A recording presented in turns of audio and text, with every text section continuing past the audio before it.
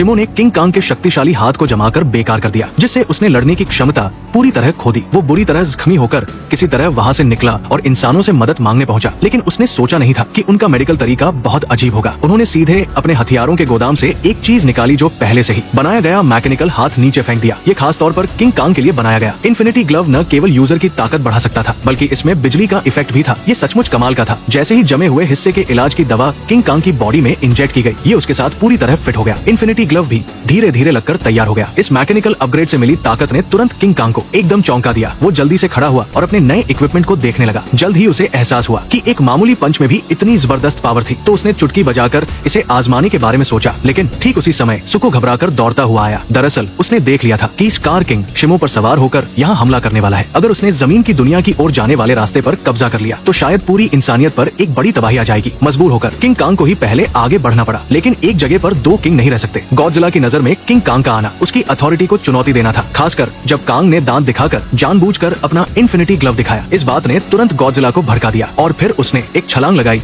और तेजी से पानी से बाहर निकला ताकि कांग को सबक सिखा सके। किंग कांग ने ये देखा तो जल्दी से हाथ हिलाकर अपना मकसद बताने की कोशिश की, लेकिन गॉडजिला ने उसे समझाने का कोई मौका ही नहीं दिया और सीधे एक जोरदार टक्कर मार दी। मजबूर होकर किंग कांग को पीछे हटना पड़ा, लेकिन गॉडजिला बहुत गुस्से में था। उसने घूमकर किंग कांग का ग्लव पकड़ लिया और उसे पिरामिड की तरफ धकेल दिया। इसके बाद उसने तेजी से कांग को पकड़कर उस पर लगातार कई हमले किए। बिना वजह इस तरह पिटने पर किसी को भी गुस्सा आ जाए, और किंग कांग को तो अभी अभी इन्फिनिटी ग्लव की पावर मिली थी। वो खोखली धरती का किंग था। किंग कांग ने अपना मुक्का घुमाया और सीधे गॉडजिला को जमीन पर पटक दिया। इसके बाद वो जीत का फायदा उठाते हुए लगातार मुक्के बरसाने लगा। गॉडजिला की हालत खराब हो गई और उसने जल्दी से एनर्जी जमा करके अपनी एटॉमिक ब्रेथ छोड़ने की तैयारी की, लेकिन उसे उम्मीद नहीं थी कि एक भारी भरकम मुक्का तेजी से आएगा और गॉडजिला के हमले को रोक देगा। किंग कांग के पास समझाने का वक्त नहीं था। वो उसे पोर्टल की ओर घसीटने लगा, लेकिन गॉडजिला इतनी आसानी से हार मानने वाला नहीं था। उसने तुरंत अपनी पिंक पावर एक्टिवेट की और किंग कांग पर निशाना साधा और एटॉमिक ब्रेथ छोड़ दी। खुशकिस्मती से इस मुश्किल घड़ी में किंग कांग ने तेजी से रिएक्ट किया, जिससे वह बाल बाल बच गया। लेकिन इससे पहले कि वो धुएं में संभल पाता, गॉडजिला ने फिर से घातक हमला कर दिया। किंग कांग इस हमले के लिए तैयार नहीं था। वो उसकी पकड़ से छूट नहीं पा रहा था और सिर्फ बेबस होकर देख सकता था कि गॉडजिला उसे खत्म करने के लिए एनर्जी जमा कर रहा था। लगता है बात न कर पाना एक बड़ी मुसीबत है। जब जान पर बनाई तभी अचानक एक एनर्जी बीम ने गॉडजिला को दूर फेंक दिया। ध्यान से देखने पर पता चला कि ये मोथरा थी जो वापस आ गई थी। उसके समझाने पर गॉडजिला तुरंत अपने भाई किंग कांग के साथ मिलकर ताकतवर दुश्मन का सामना करने के लिए तैयार हो गया। जैसे ही स्कार किंग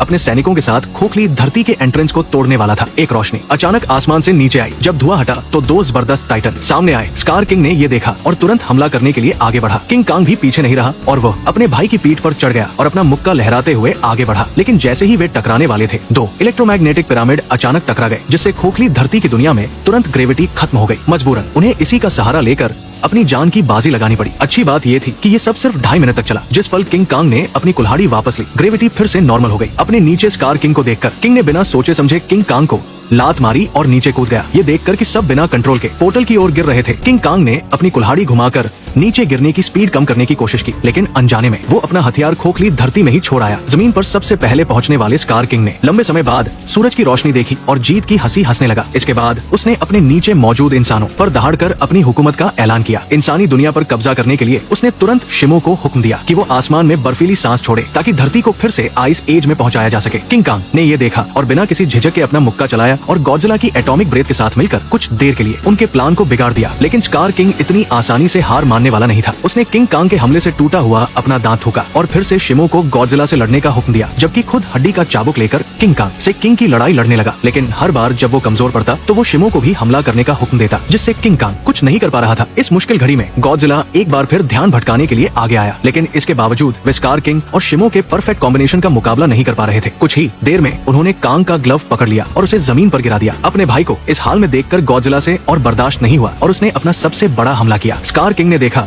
कि शिमो को कंट्रोल करने वाला क्रिस्टल जमीन पर गिर गया है, तो वो तुरंत उसे उठाने के लिए आगे बढ़ा। लेकिन इससे पहले कि वो खुश हो पाता, कुछ सेकंड के लिए गॉडजिला की एटॉमिक ब्रेथ एक बार फिर तेजी से आई। स्कार किंग संभल नहीं पाया और क्रिस्टल डैगर उसके हाथ से छूट गया। किंग कांग ने ये देखा और जल्दी से गॉडजिला को शिमो से निपटने के लिए कहा और खुद क्रिस्टल लेने के लिए आगे बढ़ा। लेकिन इससे पहले कि वो कुछ कर पाता, उसे स्कार किंग ने गले से कसकर पकड़ लिया। ऐसा लगा कि अब वो नहीं बचेगा। तभी इस मुश्किल घड़ी में खोखली धरती की दुनिया में मौजूद सुको ने आखिरकार हिम्मत जुटाई, किंग कांग की कुल्हाड़ी उठाई और पोर्टल के जरिए कामयाबी से जमीन पर आ गया। ये देखकर कि क्रिस्टल डैगर टूट चुका है और शिमो पर से उसका कंट्रोल खत्म हो गया है, स्कार किंग गुस्से से पागल हो गया। उसने सुको को पकड़ा और उसे कुचलने ही वाला था, लेकिन अब उसका खेल खत्म हो चुका था। दो विशाल टाइटन्स के लगातार हमलों के सामने उसके पास बचने का कोई रास्ता नहीं था। ये देखकर कि स्कार किंग की हार तय है और फिर भी वो उसे डरा रहा है। शिमो ने गॉडजिला के इशारे पर तुरंत उस जालिम पर अपनी बर्फीली सांस छोड़ दी। घमंडी स्कार किंग ने सोचा भी नहीं था कि धरती पर कब्जा करने का उसका सपना जमीन पर कदम रखने के कुछ ही घंटों में किंग कांग के एक ही वार से पूरी तरह से चकनाचूर हो जाएगा। लड़ाई खत्म होने के बाद गॉडजिला ने आसमान की तरफ एटॉमिक ब्रेथ छोड़ी